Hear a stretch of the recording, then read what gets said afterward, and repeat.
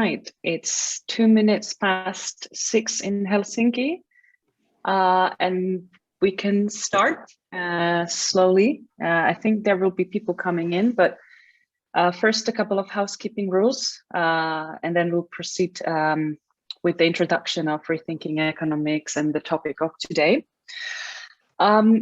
But as you have or might have seen on your screen and got a little voice notice that this session is being recorded.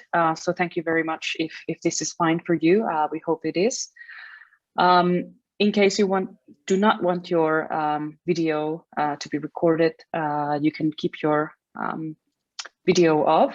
But for the Q&A session, if that's fine for you, you could open the video and we can have a lively discussion after the session.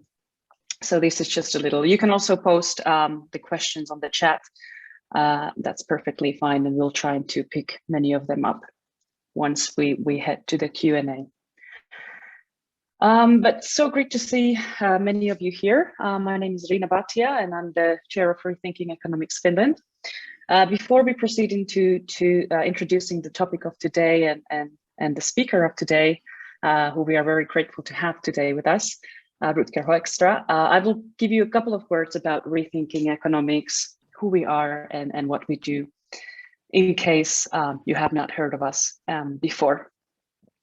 But so Rethinking Economics Finland is a part of a larger international network of students and academics and professionals. And our main aim is to build better economics in society as well as in classrooms.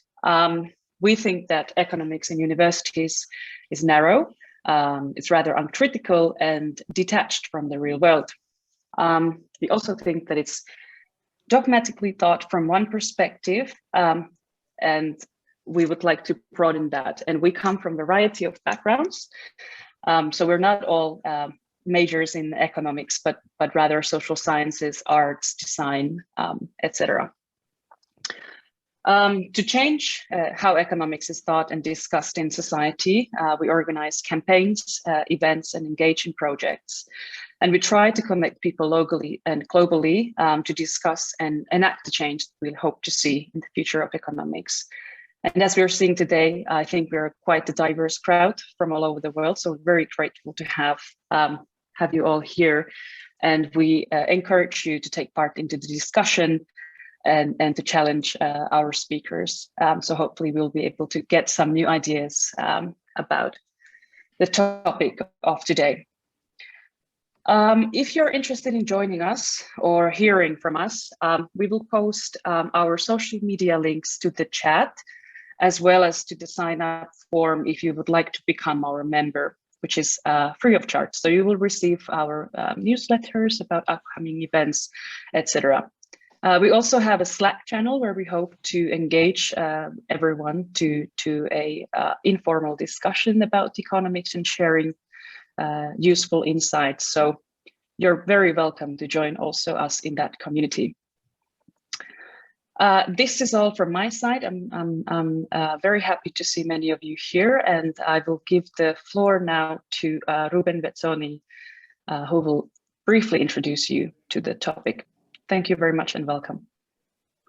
Thank you very much, Riina. And yeah, I said I would just have a few words about the seminar series and our guest today. So yeah, welcome to our third seminar on the economy naturally, in which we discuss the different ways in which the economy and environment relate and interact. So in this series of seminars, we delve in these multiple dimensions. And for example, in our first seminar, we were touching upon more meta-theoretical questions and philosophy of science issues. We then moved to more normative approaches. In the second session we had about a month ago in December with Toni Ruska about the limits to economic growth, and also we explored the degrowth perspective. Because as we're thinking economics, as Riina was saying, we very much welcome this trans and post-disciplinary approach to economics towards a more unified social science that can also better communicate with other sciences, of course. And that's what we're trying to do here, for example, communicating with ecology. So therefore, we just encourage really much a systematic scrutiny of the same topic, as in this case, the environment, from different angles. So this can also be from, say, a philosophy of science, political ecology, or more in general, a plurality of views inside the economic domain. So today, for instance, we have the pleasure to have with us Rutger Hoekstra. And sorry if I absolutely mispronounce his surname, I'm trying my best. But with Rutger, we're going to discuss the shortcomings, but especially the alternatives to that which has become the ultimate measurement of the economic activity for about 8 years now, gross domestic product, or GDP in short. So after completing his PhD in environmental economics at Amsterdam University, Rutger has been working with several international organizations like the UN, the OECD, the World Bank, and also universities, of course, for the past 2 decades. And in 2019, he published a book called Replacing GDP by 2030, which tries to unify all the critiques and also the possible solutions to the shortcomings of measuring the economic activity with gross domestic product. At the same time, he also launched the Metrics for the Future campaign, and I quoted from his website, because financial metrics are not a good compass for decision making, and we need better metrics to navigate the societal and environmental challenges that we face. So we really much look forward to, are looking forward to discuss this with Rutger. And without further ado, please, Rutger, the floor is yours. Yes, thanks a lot, Ruben, for that introduction. Can you just indicate whether you're seeing the slides at the moment? Yes. You're seeing the summary slides? Great. Yeah. Yeah.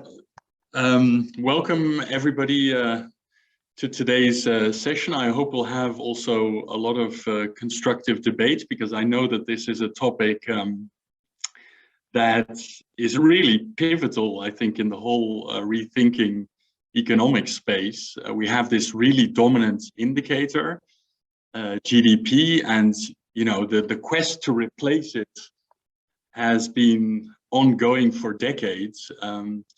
And so I think it is very pivotal in the discussion on rethinking economics.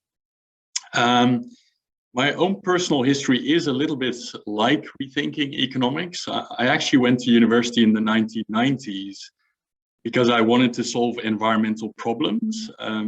But I thought, if I don't understand the economy, then I won't be able to resolve environmental problems. And so what happened is I went to an environmental economics course. It had just been set up. And it was very interesting, but it was very neoclassical, monetization, very mainstream, we would say now, economics. And I learned a lot, but I'm very happy that for my PhD, I kind of progressed towards ecological economics, which is a far more interdisciplinary approach, perhaps not as rigid, and also looking more at the environmental limits, for example. So even in my studies, I was already a little bit upset about the narrowness, basically, of the economics education, and I've made it my quest really to look at beyond GDP also from an interdisciplinary perspective.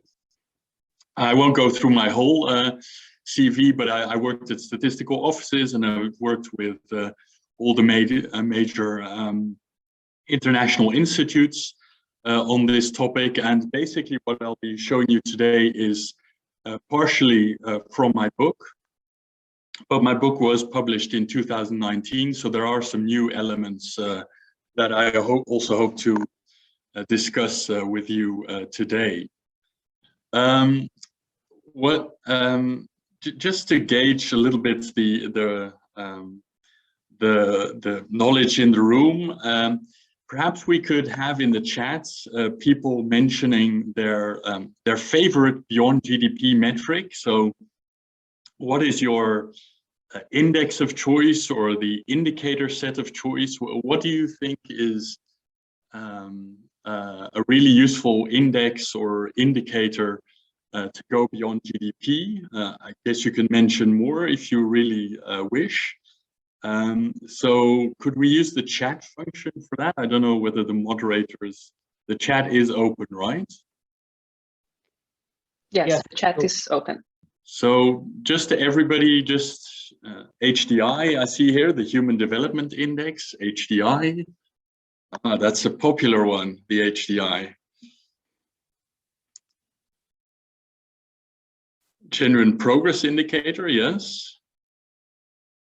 RDI, could somebody explain the Happy Planet? RDI, I don't actually know that one.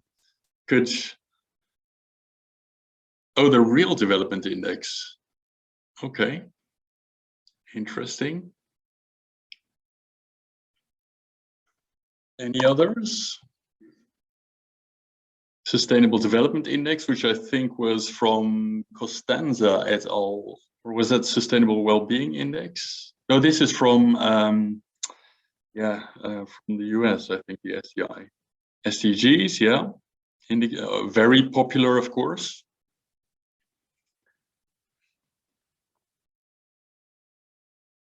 Any others? Right, yeah, the Sustainable Development Index. So a lot of HDI. Yeah, Genuine Progress Indicator. Yeah, a lot of the major ones. Okay, thanks. So for my book, I wanted to provide quite an extensive overview of all these indexes and indicator systems that we have in the world. So actually in Annex 1 of my book, there is quite a comprehensive list of all of the initiatives that have been around. And this is basically what you end up with.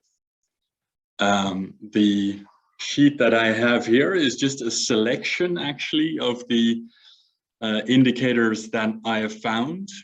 So in the last 50 years or so, there have been so many suggestions in terms of alternatives to GDP. And when I started on this topic, I was quite enthusiastic because this actually means, well, there's loads of energy and there's loads of, ideas, there's approaches that are being suggested. But then as time went on, I also started looking more critically at this cloud of initiatives. Because in a way, it also shows us that in the last 50 years or so, we have not really converged towards, an alternative or a couple of alternatives. Rather, what we seem to be doing as a community is constantly expanding the number of indexes and indicator systems that we have. And really, I think this is also a problem from a communications perspective. And that, I think, is especially obvious when you start to compare it to what what are we fighting against? What are we going to go beyond? And that is, of course, GDP, which is this number that we have all over the world, that's really well recognized all over the world, that's produced by statistical offices. And so there is this plethora of alternatives, and there is this one GDP system. So in the book, I use the metaphor of the GDP multinational. It's a bit like I guess McDonald's making hamburgers across the world in the same way. And then there's the Beyond GDP cottage industry, where there are so many different initiatives and things that have been suggested over the past 50 years. And I really think that if we keep on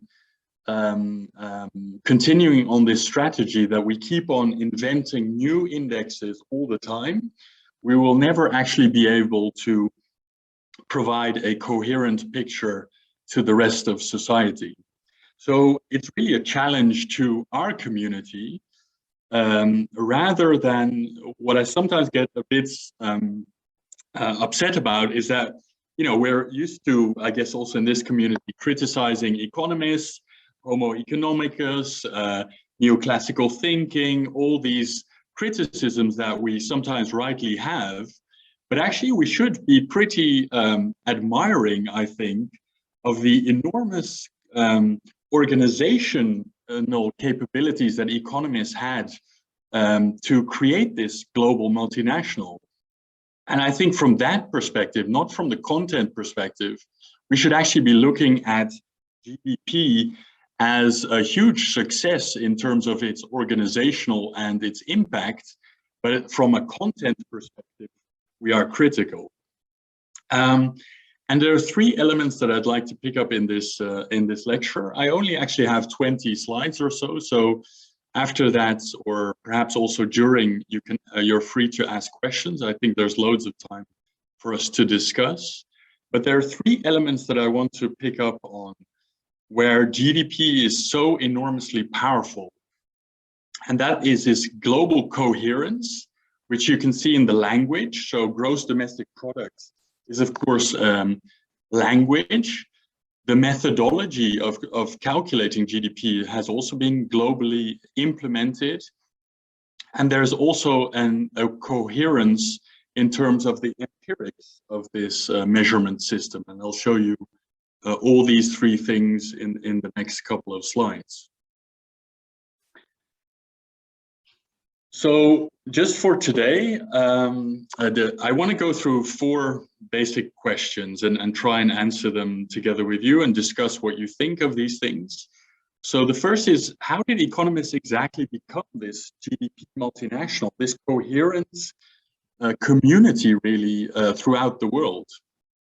Then second question is, how exactly does that coherence, how does that impact society? How have we been perhaps brainwashed, so to speak, in some domains to think that GDP is very, very important?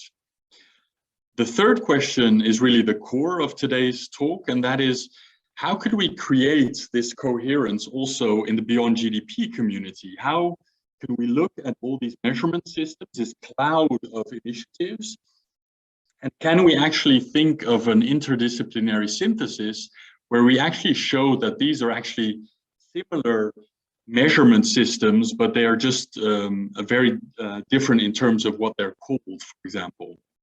And then, of course, the core question always in these things, what will replace, what kind of indicators will replace GDP if we have this process of interdisciplinary synthesis? And what I want to do today is introduce you also a little bit to the data of the WiSE database, I'm calling it, which the website is not yet functional. So I guess maybe some of you are already going to this website, but it'll be functional in April. And I'll show you a preview of the data that will be provided on that website in April. And so you'll notice that although Ruben said we might also discuss the shortcomings of GDP, I actually don't want to do that.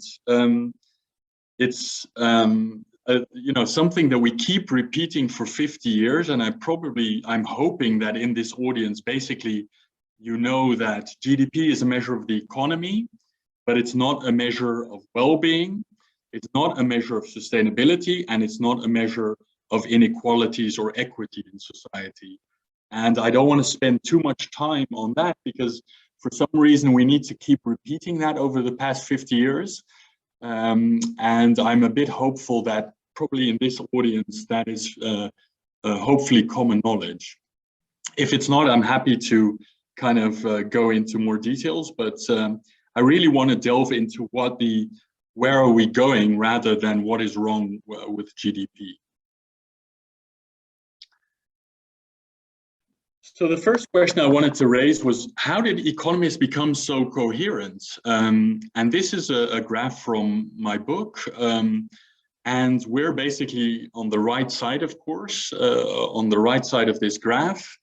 And we are used to the situation that there are 200 countries that have national income measures.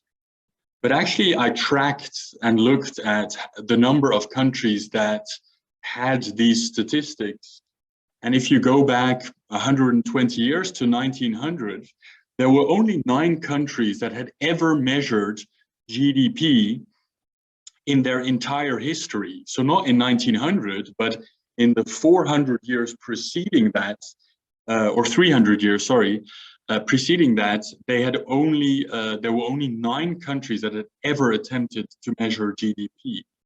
So it's very important to realize that it is a very modern phenomenon.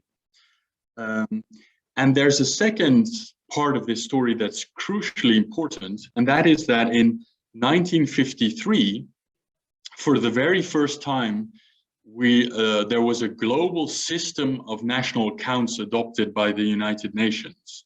And so this meant that from that moment on, there was an international handbook which told you how to measure GDP, but also how to measure all the economic systems, flows and stocks that we have in our society. So it's a very comprehensive accounting system.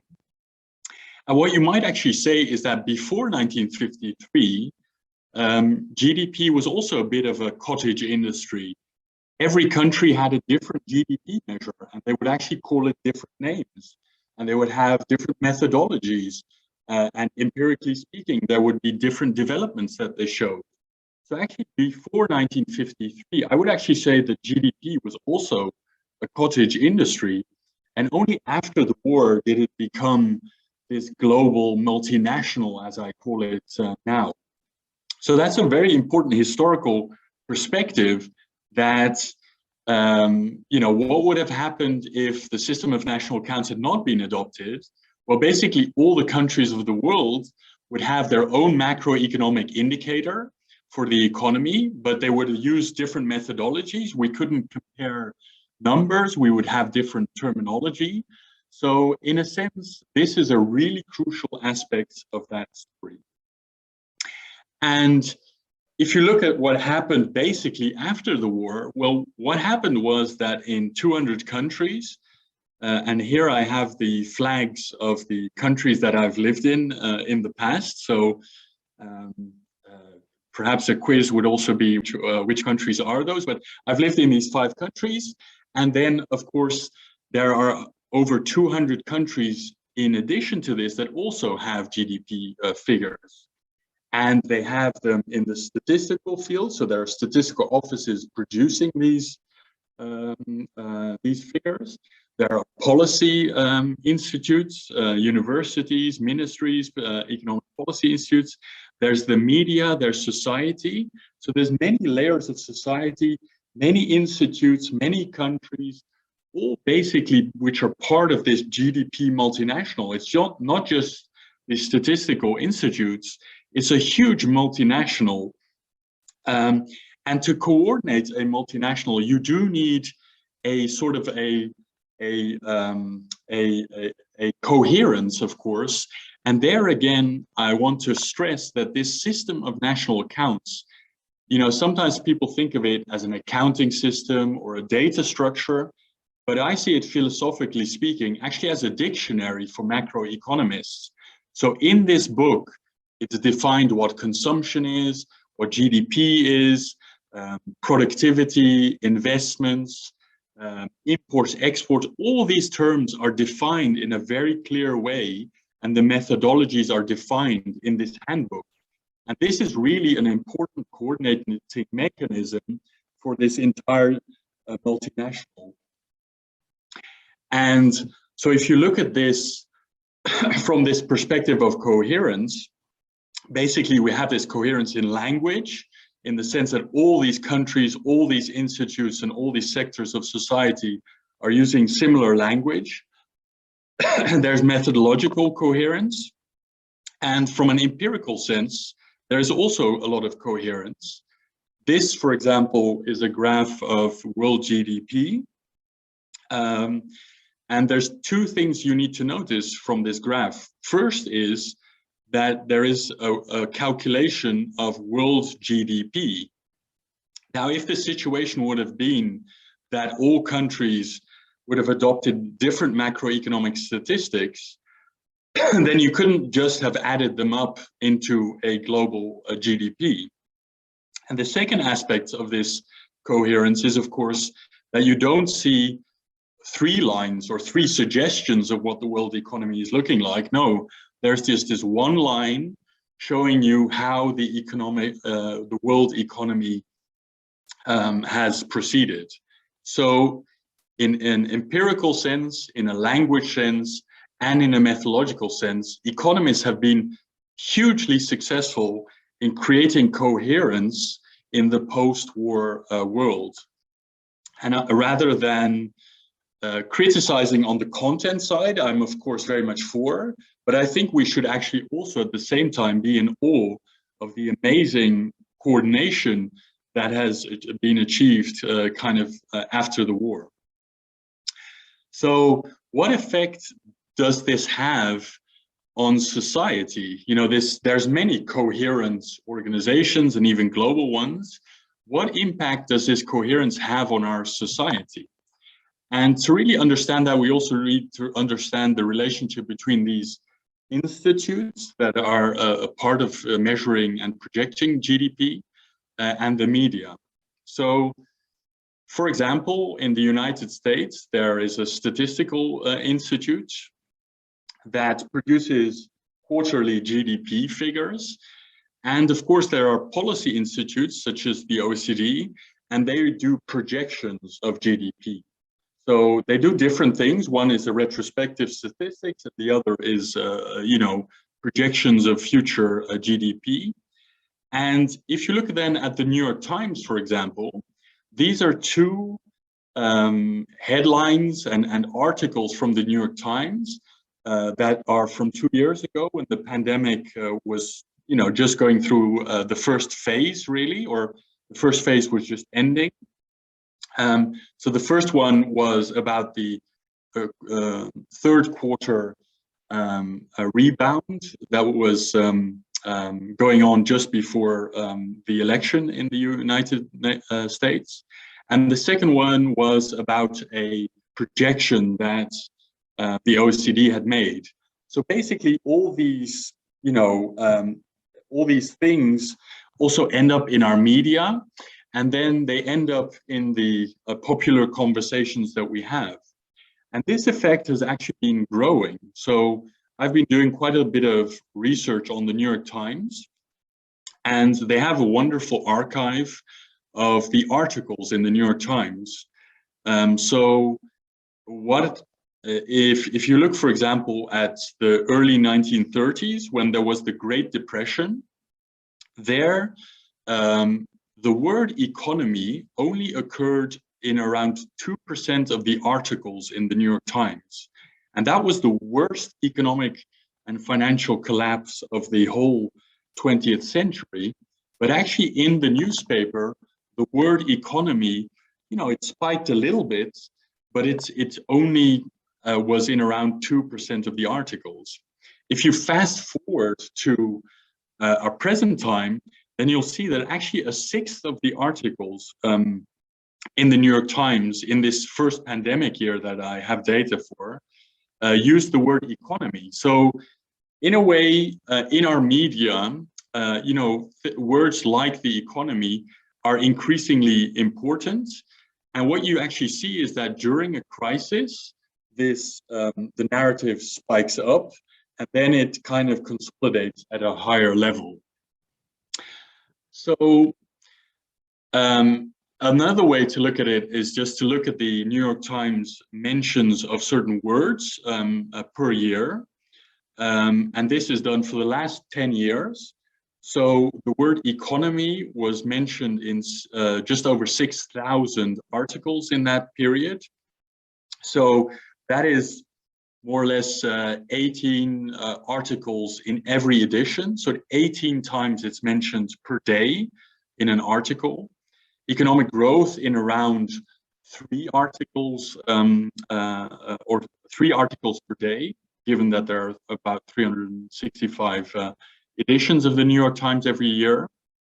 And even a word like gross domestic product, which really spells out the entire indicator, that has actually appears really every day, and GDP does every day in an article in the New York Times.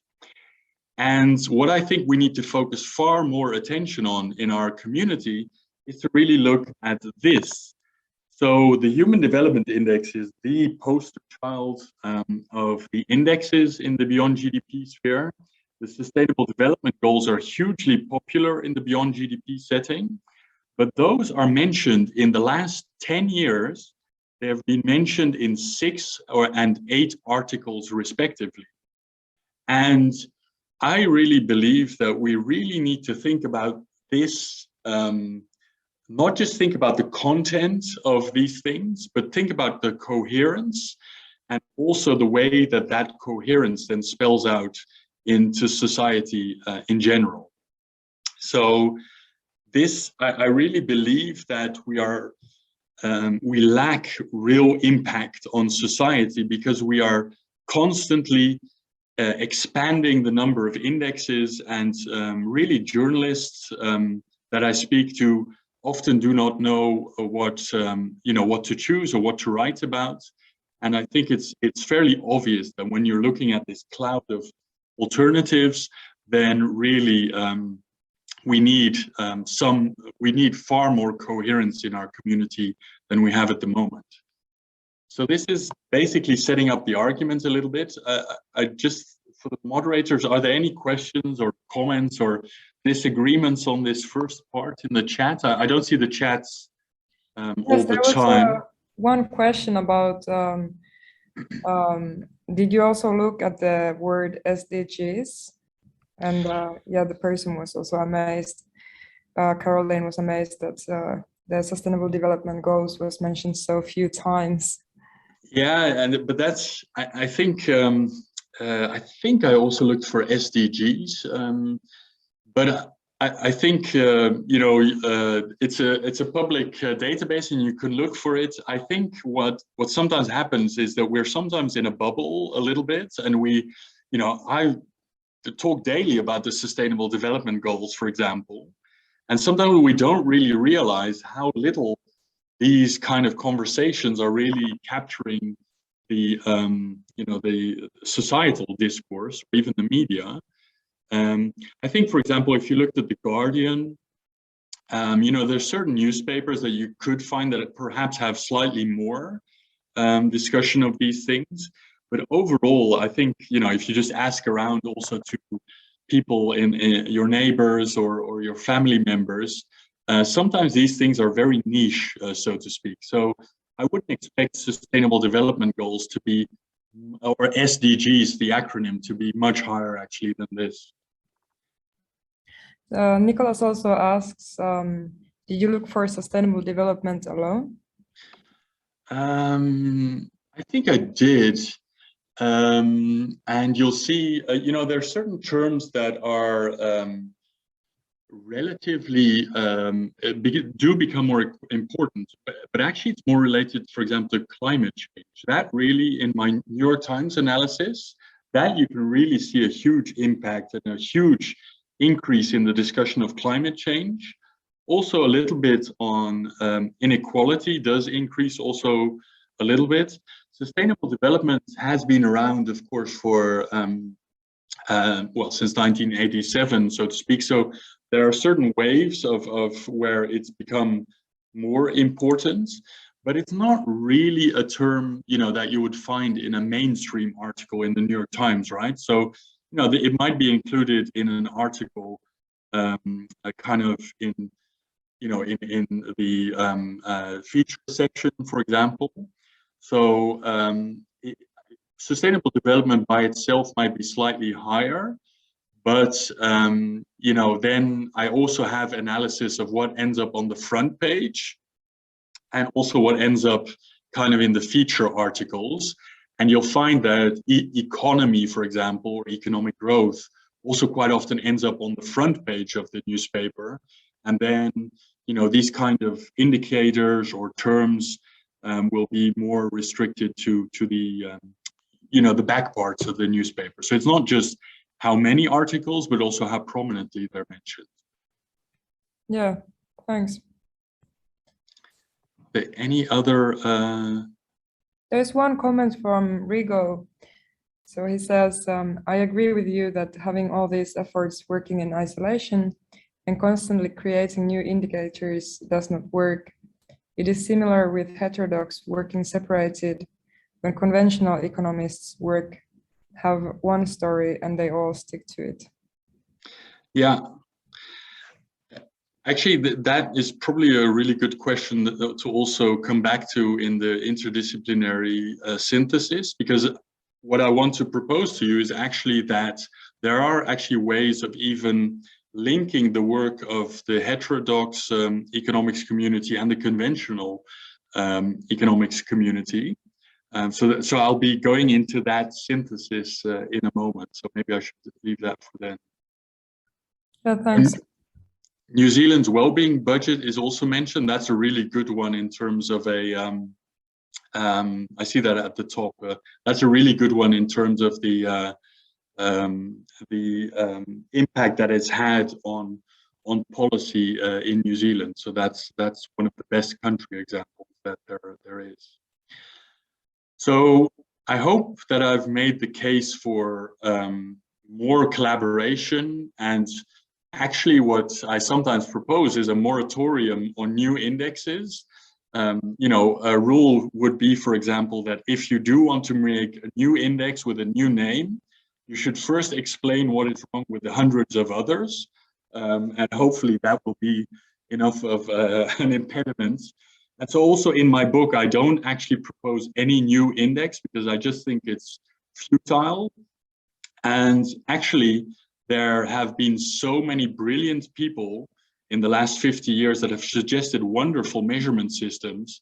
So actually, let's just harmonize what we have and synthesize what we have and concentrate on that rather than thinking this through from scratch all the time.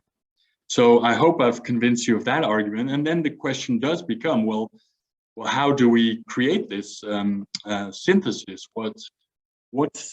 In what way can we, you know, get this cloud of initiatives, and how could we actually show that these are basically from the same system, from the same thinking, but just sometimes have a different focus.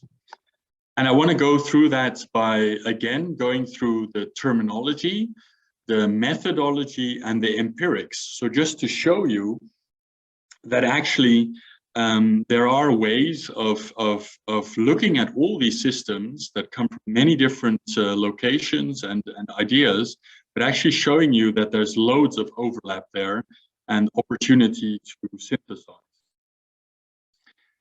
So the first thing that we really need to synthesize is terminology. So this language aspect. So as I said, in this system of national accounts, there are certain core terms that are well defined in the book. So consumption, productivity, these are all very economic terms. And one of the core things that you need to agree on is, well, if GDP, if economic growth is not the focus of, should not be the focus of society, what should actually this book, what should be the goals of society? And there, I think somebody mentioned sustainable development.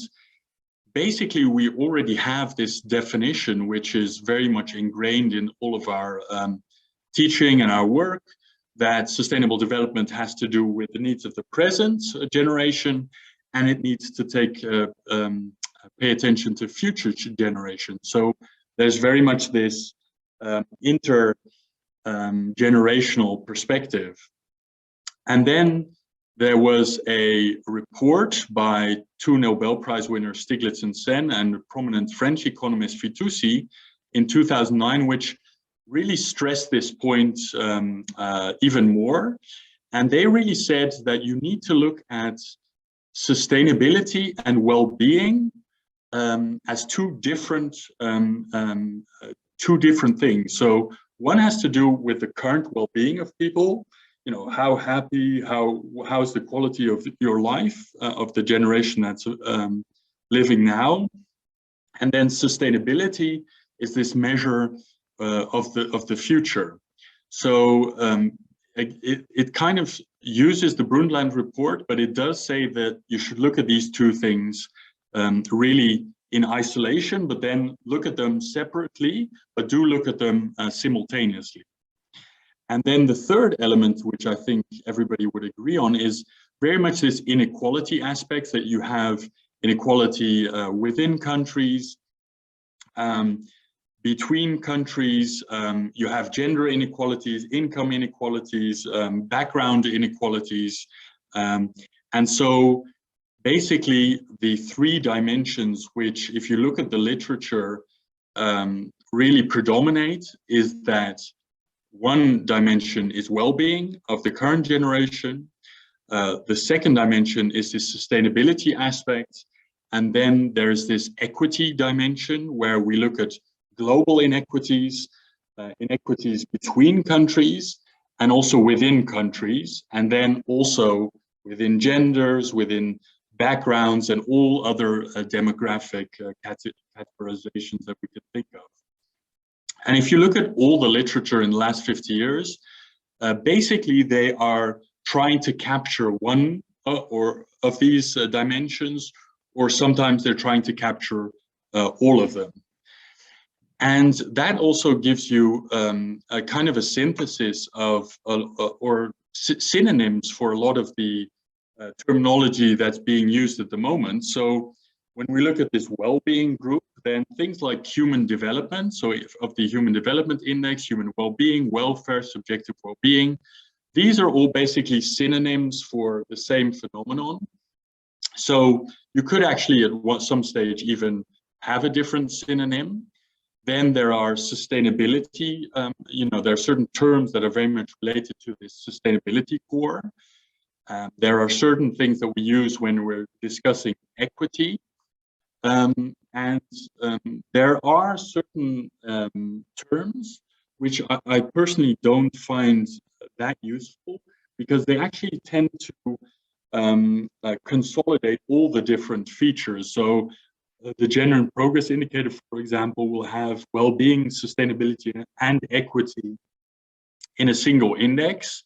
But there are these terms that basically try and capture the whole development of these terms. So I think actually, if you look at a synthesis, then it would be, just from a conceptual point of view, you could really make the argument that these are the three buckets of, the goals that we have for society, and that you could also then link a lot of the terminology that we have at the moment to these terms. Now, the second aspect, so I discussed terminology, and the second aspect has to do with the empirics.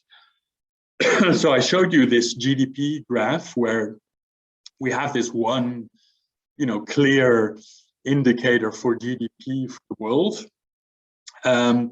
And what I am doing in this Beyond-GDP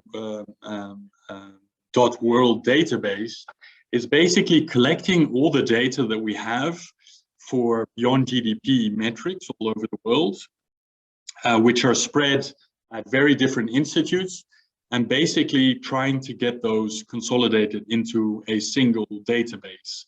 So for today, I did actually look up the Finnish data, and we do have data for 150 countries or so. And here you see that there is data on the happy life years, which is a measure which combines happiness and life expectancy. We have data on the gender and progress indicator related to well-being. We have data on subjective well-being from Gallup and the World Database of Happiness. And we have data on the HDI, so the Human Development Index. And if you look at the development of these indices, you actually see that for Finland, they do actually show a fairly similar pattern of a gradually improving well-being for everybody, or for the average in Finland. And this consistency, this coherence is very, I think, clear here. for well-being measures. It doesn't become so clear when you have it for sustainability. So here we have two types of measure. The first one is the purple one, which is comprehensive wealth, which is a very mainstream approach which is being used by the World Bank, and in which they measure natural capital, human capital, and economic capital, and then add that up in terms of dollars.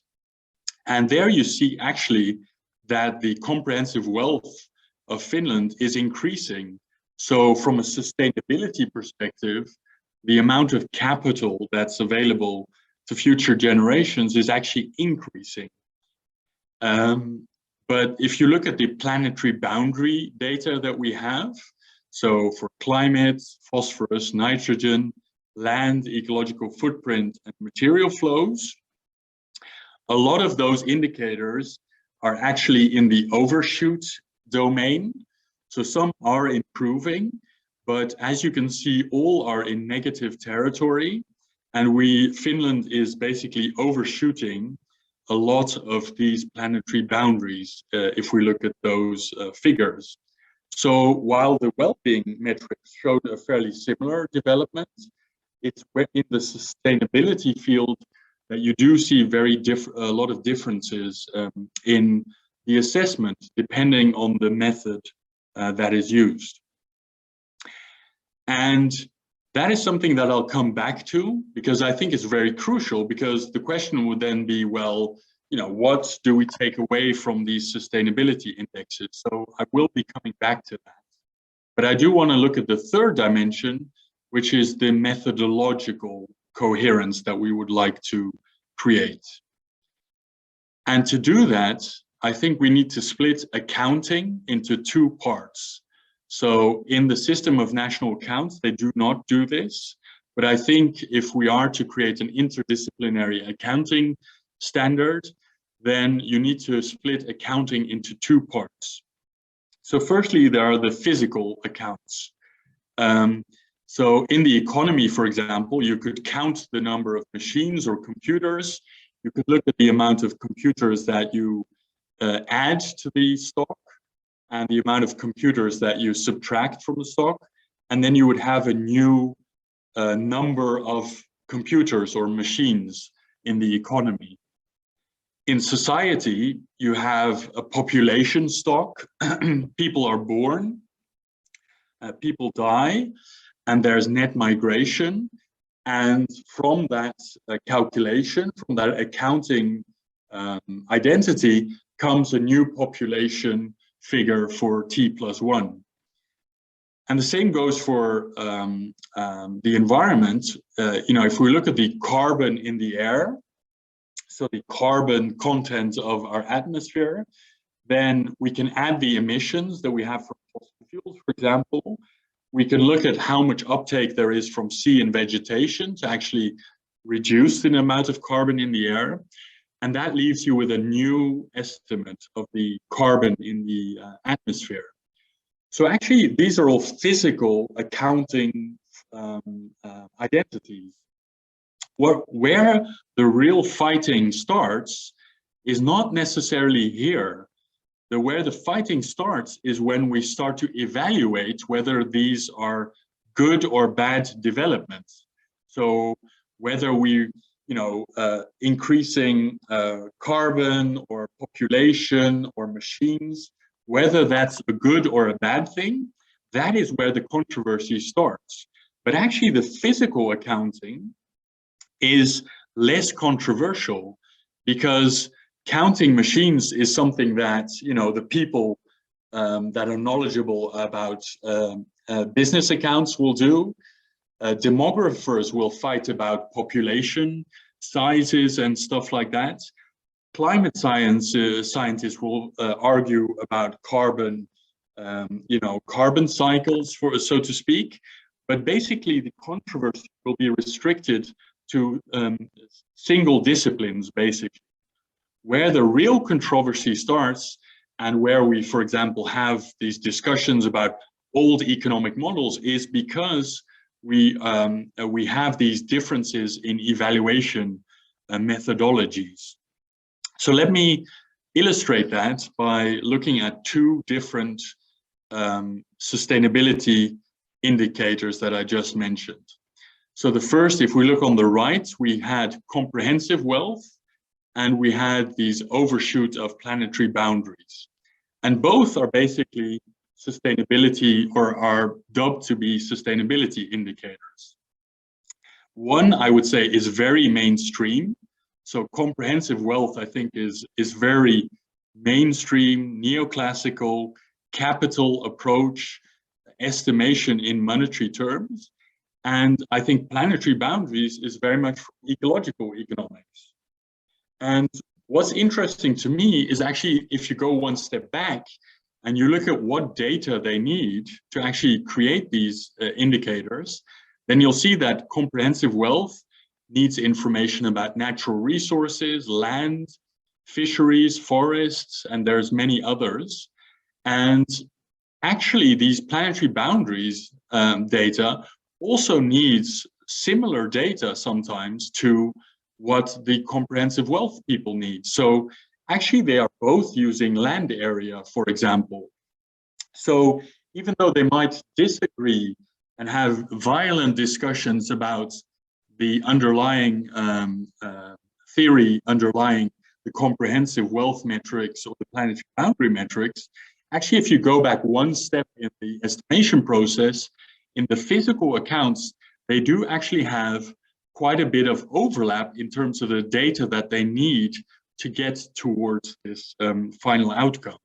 And so I think there are a lot of opportunities to actually collaborate, and even people that do not look eye to eye, like the the mainstream economists that like comprehensive wealth, or the ecological economists that like planetary boundaries, actually they can still work together on the physical accounting and then perhaps disagree on the way to actually evaluate those developments.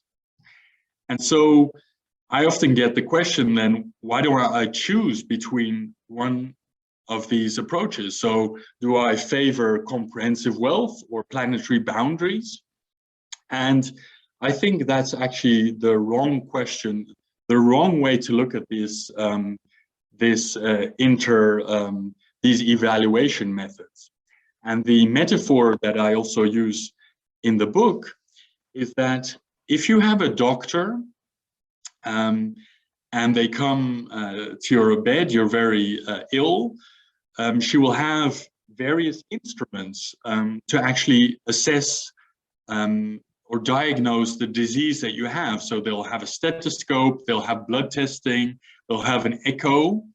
And actually none of these evaluation methods are perfect, right? There is not a doctor that has one instrument to actually diagnose your disease.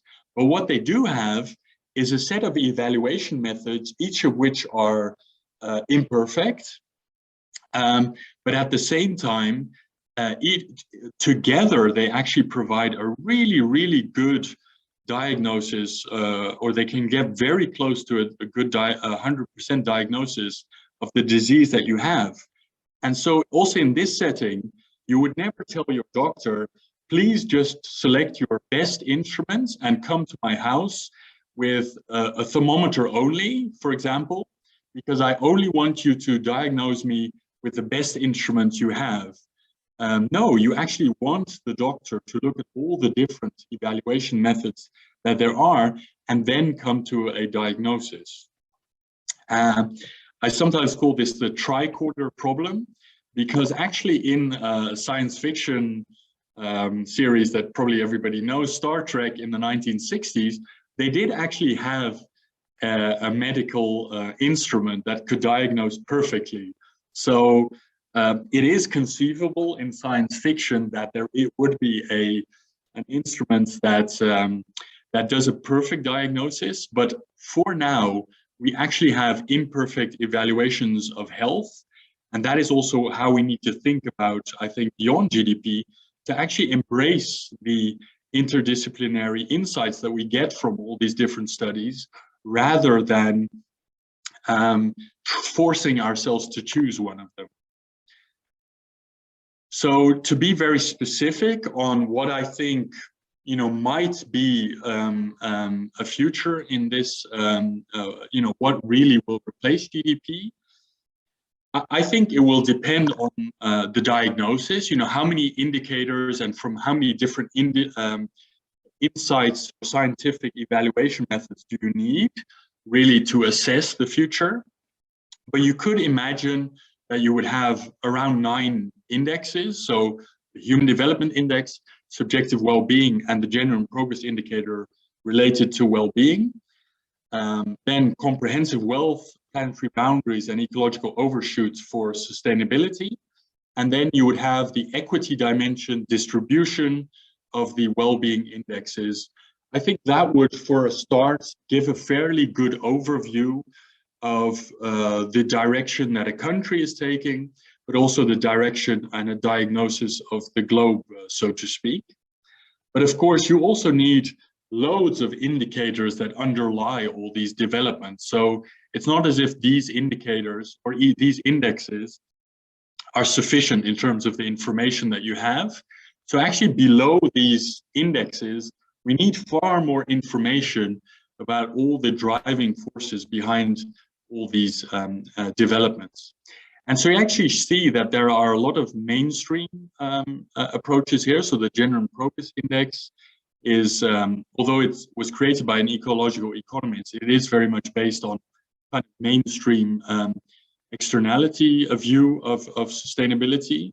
Comprehensive wealth is very much a mainstream economic term, but there's actually, that is combined then with insight from psychology, from capability approach, from planetary boundary thinking. So it's also very broad in terms of looking at what the evaluation methodologies might be.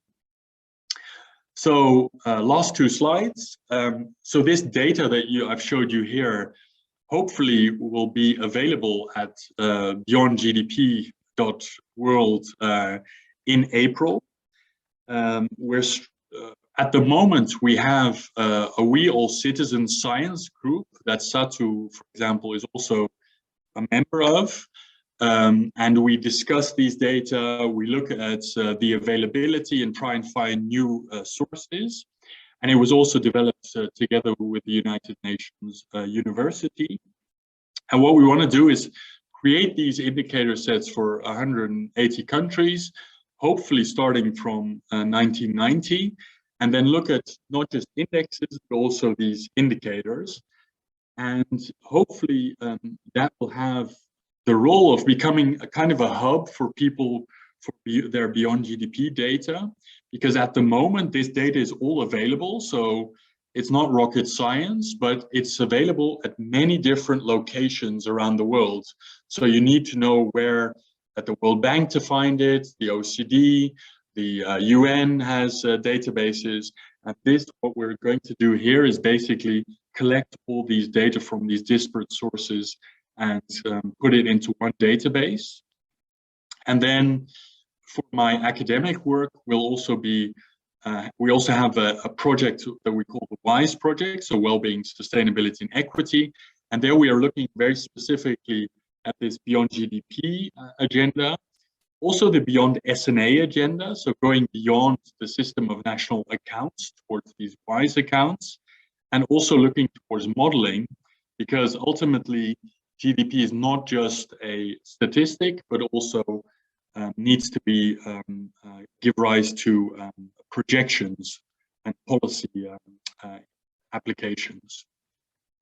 And so I hope you take away from this that rather than just criticizing the content of economists, it's also sometimes useful to admire the coherence and the consolidation that they achieved after the war. And I think that actually provides a model in terms of the terminology, the methodology, and the empirical coherence that they created.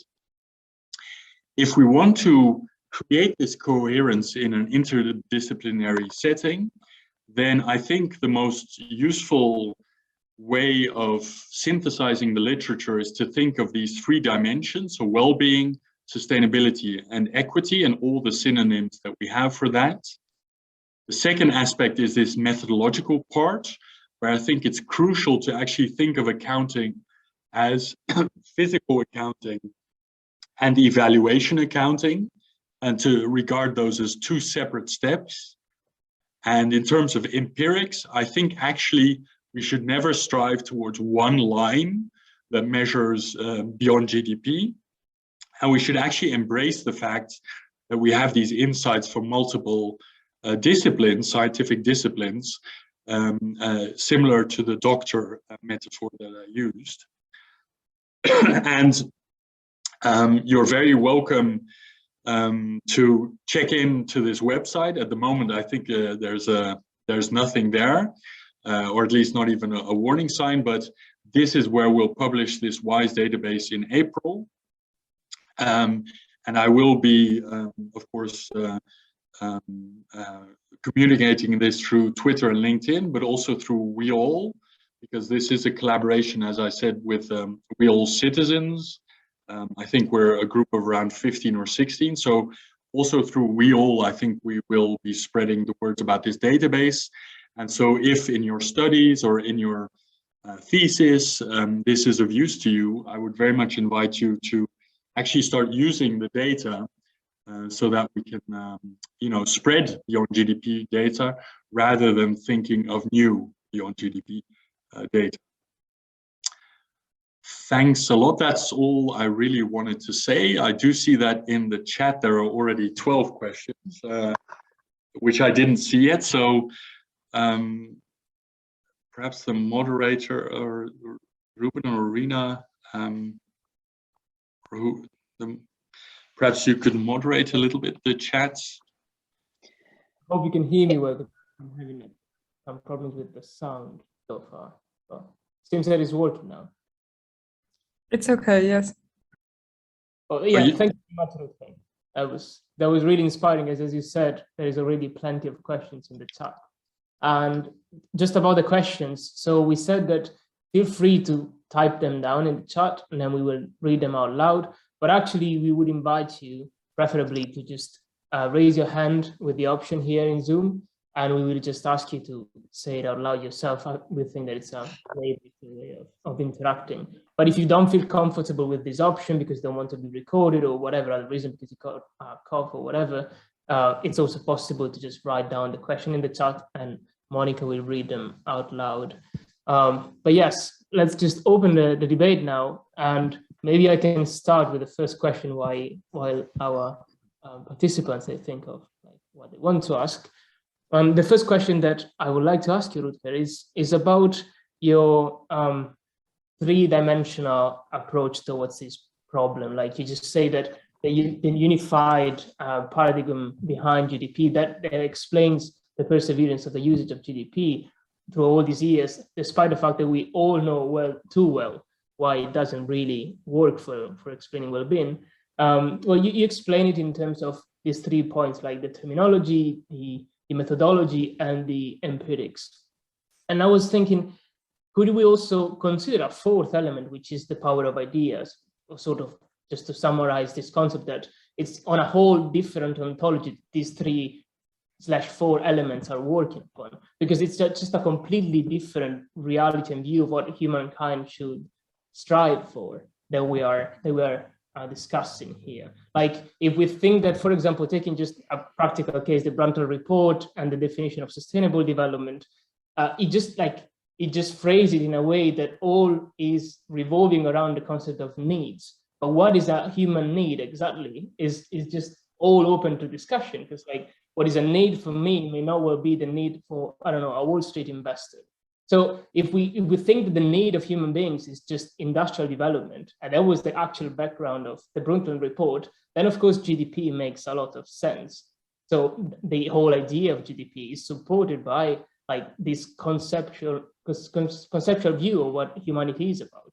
But if we think that there's other things, and you suggested, for example, equality or well-being in broader sense, or also of course sustainability and like the way we treat our planet, they are all equally important. And of course, like they have to be justified by some sort of pre-assumption that we think that, for example, a more equal world is something worth to strive for, and so on.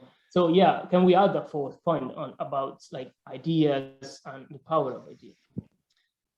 Yeah, but I think sometimes we focus a bit too much on the. So again, this is kind of a content argument. So again, perhaps you're trying to convince me of that this is a better idea, and to a certain extent, the real problem is that apparently a bad idea is still having more impact, societal impact, really, than all these good ideas. And sometimes I don't think people realize that just repeating things all the time can be a really powerful approach, right? So GDP, for example, is measured every quarter. So in 200 countries, or not all countries have quarterly GDP, but let's say in 200 countries, 4 times a year, GDP is being published. That is, that goes to all the media that in those countries, and sometimes the media in the US will report on the GDP figure in China. And actually, if you look at what the public really knows about how GDP is measured, they don't actually, I don't think a lot of people actually even know exactly how it is measured. So it's not actually the idea that's so brilliant, or that they even know what the idea is, but it's just repeated a lot. And an additional thing that I found in the New York Times is not just the amount that it's repeated, but also the qualifications that are given to GDP and economic growth. So I looked at all the adjectives which are used by the journalists. And so when the economy grows, they say healthy, robust, strong. They use adjectives which really indicate a healthy economy. So actually the adjectives gives the reader an indication of what they should favor, so to speak. And when you have a lowering GDP, you'll have adjectives like weak, sluggish, anemic, very adjectives that are very bad, basically. And so actually, I think rather than concentrating on the content all the time and thinking that we can convince the entire world of the brilliance of the content, I think actually we should think more about just the quantity that we are communicating and the coherence that we are communicating. Because we've had for 50 years these arguments about needs and philosophical background and all these things. And over 6 Nobel Prize winners have suggested a Beyond-GDP indicator. So the brilliance of the ideas is not the problem. There are loads of brilliant ideas, but it's that we're not thinking about how this number really affects societal discourse. Thank you. And then to the next participant, which is Caroline. Hi, thanks. And thanks for this really interesting presentation. I look forward to looking at your book. And I wanted to pick up on so many of these points. I love this comment about, do you think those journalists at the New York Times actually know what GDP is supposed to measure? And I have another question. This isn't my main point, but I have another question. Maybe it's slightly off topic, but why did people think that it was necessary to have a globally unified measure? Why do we have to measure the economy of Samoa or Switzerland according to the same metric? But that's not my main point. My main point is I'm not an economist. I'm a lawyer. I'm a human rights lawyer, and I have a project called Human Rights Economics. And I was wondering, the question I asked in the chat was, do you think human rights might have a role here? Not in terms of, in terms of filling out the fleshing out what the beyond GDP metric might be, but as you say, there are lots of existing metrics that do the job perfectly fine. But most importantly, the question seemed to me, we know and people agree that something else is needed. Can human rights play a role in this accountability space of saying, governments, you're measuring the wrong thing. You have to measure something different from a human right, an equity, a justice, a governance perspective. It's absolutely necessary. And I wonder if you have any thoughts about, the role of human rights on that. Thanks. Yeah, thanks a lot. Yeah, first on the you know, why they harmonized was actually quite interesting, because it was basically because of the Marshall Plan in Europe. So Europe actually had different measurement systems, but then when Europe was being rebuilt after the war, basically the OECD and the United Nations said, we need to track whether all this money that we're pumping into the European economy is actually working. So please, European countries, could you harmonize the way that you're measuring these things? So, and then through the OECD, it actually spread towards the third world, although it was never actually meant, the first system of national count was not actually meant to measure third world countries, because there's a lot of barter, economic transactions and other differences.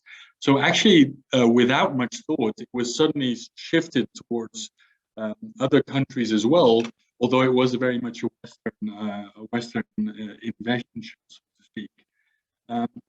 I think human rights are really crucial.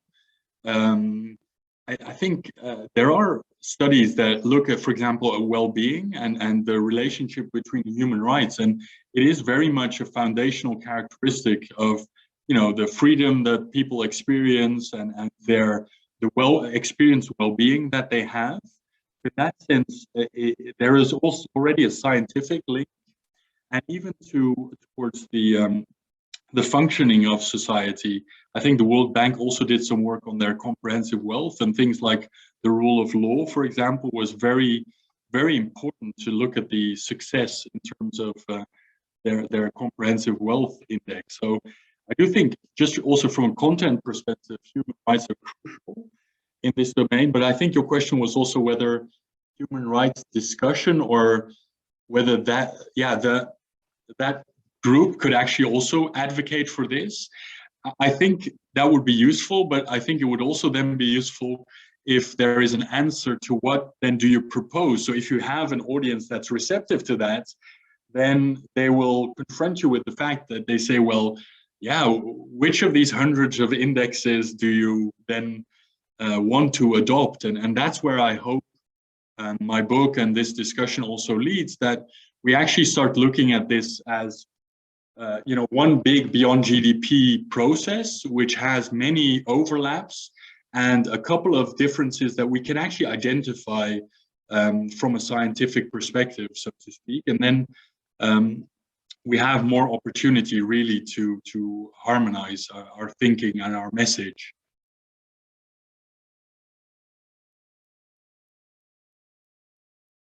I hope that answers that question. Monica, do you want to read a couple of questions from the chat, perhaps? Yeah, sure. We had plenty of questions, and I'll go in the order. So first, Galina had a question about, I was wondering if and what kind of challenges you see in using HDI and/or SDGs. In particular, the kinds of assumptions these indexes entail, e.g. life expectancy in the HDI and economic growth in the SDGs. If Galina, you want to, yeah. Yeah, would you maybe like to clarify also, or your own personal opinion? Who asked the question, Monica? Yes, can you hear me? Yeah, hi. Yeah, hi. Thanks for a very thick presentation. You had Yes. a lot of information to digest, and definitely you know, much needed information. I really appreciated your last comment to Caroline, where you kind of elaborated on the needs to come up with this standardized GDP measurement, and how it kind of got introduced to Europe in order to sort of homogenize the measuring of the countries, and also afterwards introduced to the global south or the third world countries, however we want to address these these parts of the world.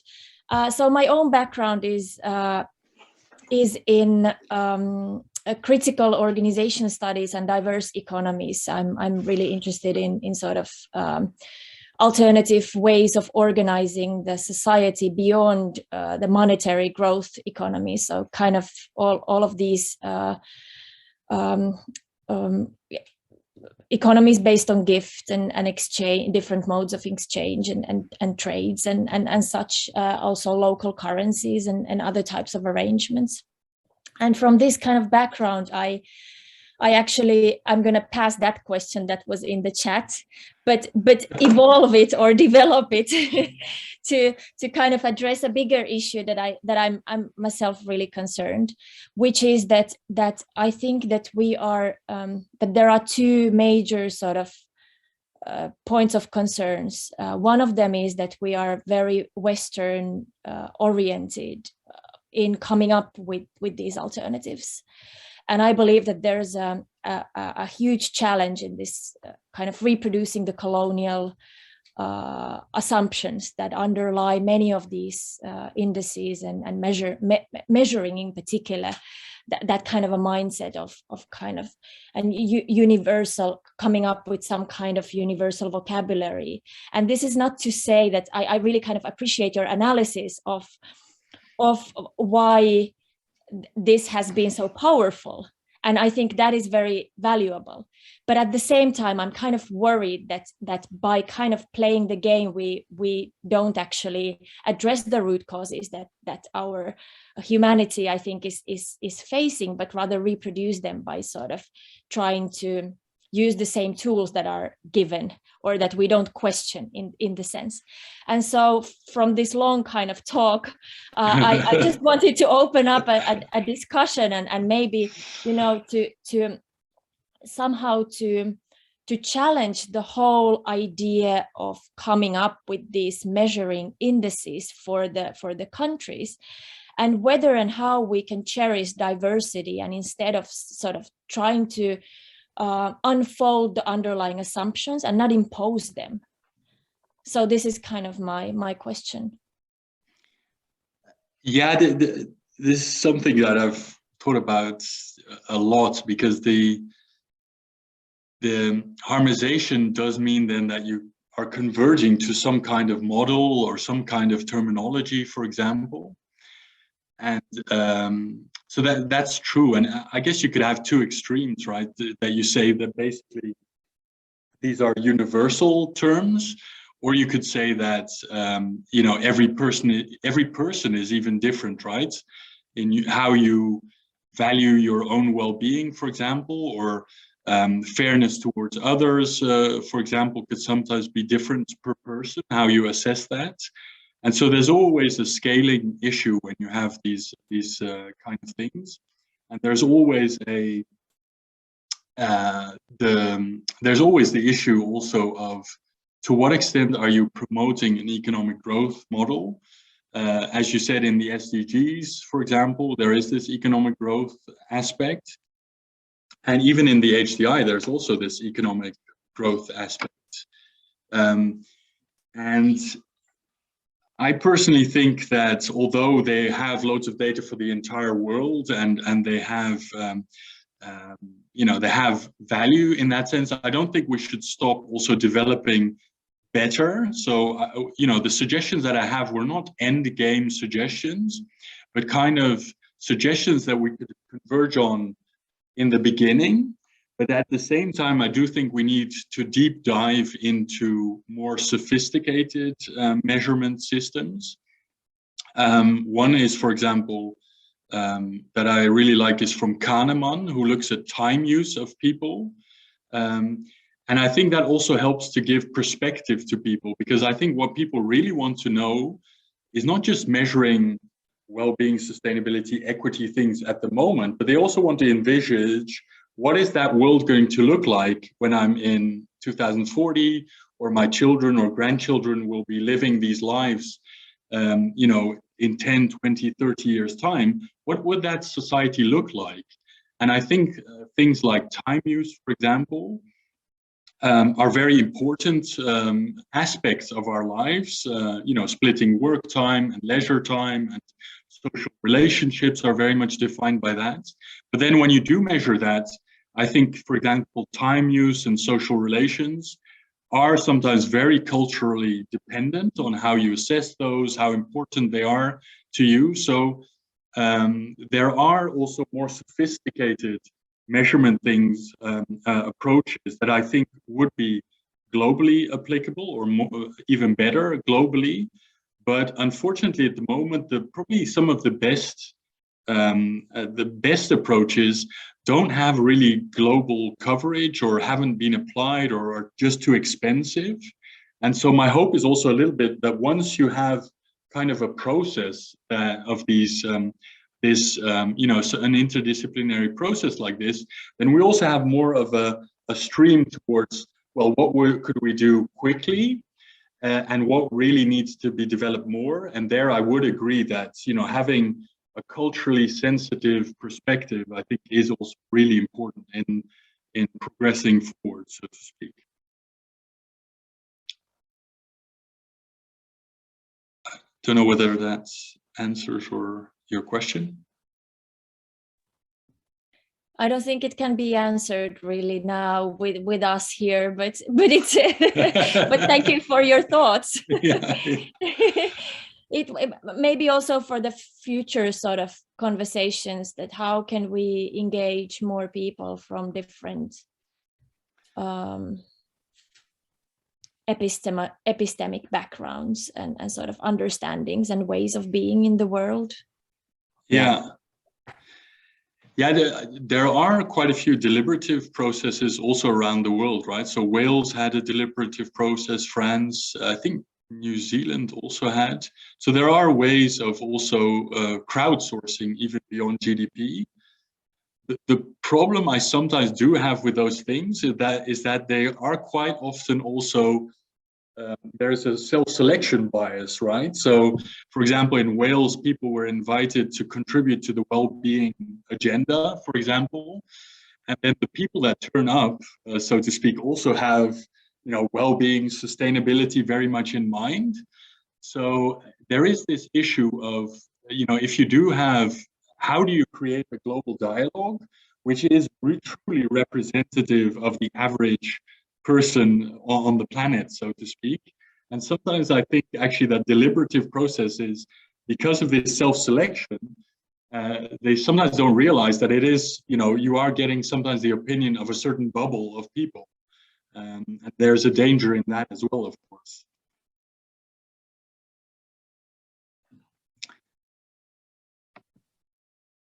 Great. While we wait for people to maybe come forward, Monica, do you want to read perhaps another question? Yes, of course. So Nicholas had a specific question on what is comprehensive vs inclusive wealth.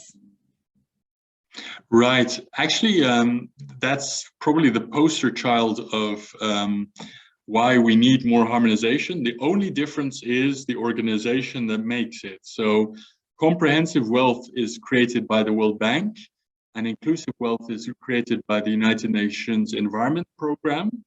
But from a methodological point of view, they are both measuring the same thing in the same way.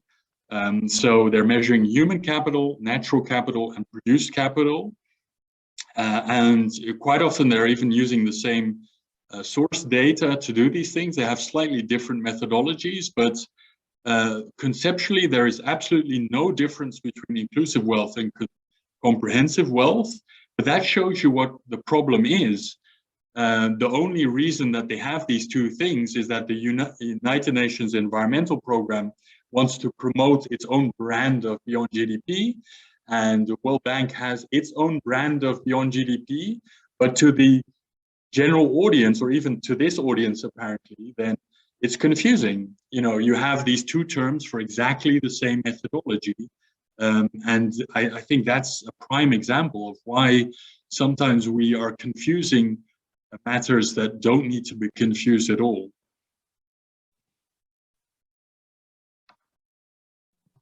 Rina, do you want to ask your question? Yeah, if no one else wants to go, just a quick question or out of interest is that you've been working with a lot of international organizations and governments. So I assume you've been working with civil servants and officials, and they traditionally use GDP to kind of pinpoint where they're going, you know, in their policy action. So what has been their response to these new indicators or kind of measures?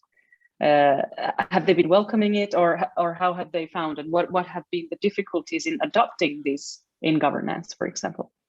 Thank you. Well, there's so quite often countries will not adopt indexes necessarily. They'll usually go towards indicator sets, and the SDGs have been quite important in that sense. So actually a lot of governments have adopted a sustainable development indicator set, or the SDGs, or some kind of well-being economy framework.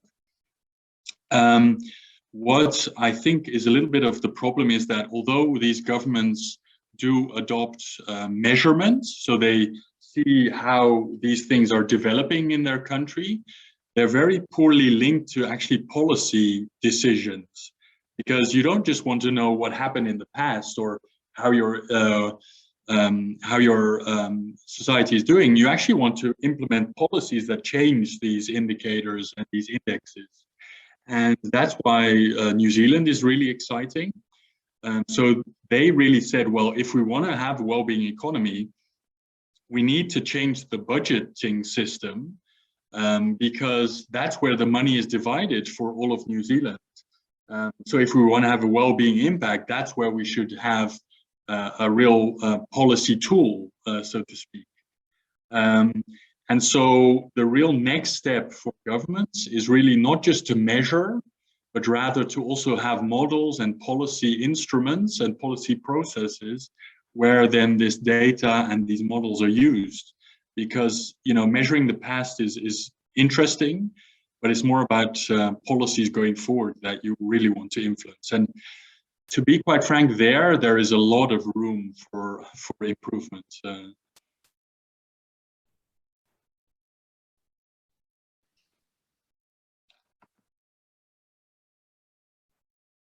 Well, if nobody raises his hand, I will maybe ask a last question on my behalf. Just as a continuation also what Galina was asking before, and what I asked before as well, because I think perhaps I was not explaining myself entirely well. I was a bit misunderstood because I didn't see that we should, my question was not regarding like, should we reopen the never-ending debate on like what is good and what is bad? Because of course, like this is a never-ending, and also just like yeah. debate, but it's on another level. I was more thinking of like, how does this explain actually the perseverance of GDP? Because what I meant is that if we take as our approach to economics and in general to social sciences, the same type of positivistic approach that we can copy from natural sciences, which all boils down to perfect units and metrics, and therefore we also need to replicate the same approach in our domain, in our social sciences, and that's why we strive for like this unity of like clean, neat measurements of like one line that just describes the overall trend. But as you were kind of trying to explain as well, is that like we should go towards a more kind of deconstruction and like multiple sort of criteria that we should look at, because it's also like the eternal debate between cost benefits analysis of environmental economists and the multi-criteria logical ones. Like we should also put different weights and also look at different dimensions of reality, which is way more, it's richer than just like the mono-dimensional level of the economy. And in that sense, like, where do you see the power of like narratives, discourse, ideas, and goals and social goals in kind of pushing towards one direction or the other? Yeah, I think I'm actually in full agreement that you need this you need to look at the problem in many different ways. And that was why I was stressing this interdisciplinary evaluation. So I think there's actually value in looking at it from a mainstream economics perspective, so this comprehensive wealth, and looking at it from a planetary boundary perspective. I think actually they're just two different glasses of looking at this similar thing. But at the moment, that debate is not being had. So the planetary boundary community is having that discussion and trying to convince everybody that that is being done. And this comprehensive wealth basically has their own audience that they're catering to. And so what I do hope actually is that, for example, the data that I showed, because you're showing it in the same graph, you know, then you'll get follow-up discussions and debate really about, you know, well, how are they different? What philosophical underpinnings are they? Are they very Western-minded, or are there other concepts? Are there broader concepts really? So I'm actually hoping that through this synthesis, also the debate between the different schools actually heats up, because now it's actually very much debate in isolation. So to me, the planetary boundaries just make the comments about the planetary boundaries, and then the comprehensive wealth or the HDI. So there's not a lot of interdisciplinary debate and perhaps a conceptual debate on these things. And I'm also hoping that actually bringing together all this data actually also stimulates those kind of discussions. And some people might be really against one type of indicator or really fan of the others, but I think actually bringing them together will be one of the ways in which we actually get that debate going. Beautiful. I think that's the perfect ending for this seminar, unless there's other voting questions, because it's already 6:30 in continental Europe and it's 7 in Finland. So if there is no other comments, I would say we should thank really much Rutger for his seminar and fantastic presentation, and also to all the participants. And see you all next time for our 4th edition of the seminar. Thank you very much to everybody. Thanks a lot also for the questions and discussion. Bye-bye. Bye-bye. Bye-bye. Thank you very much. Bye. Thanks for coming. Bye.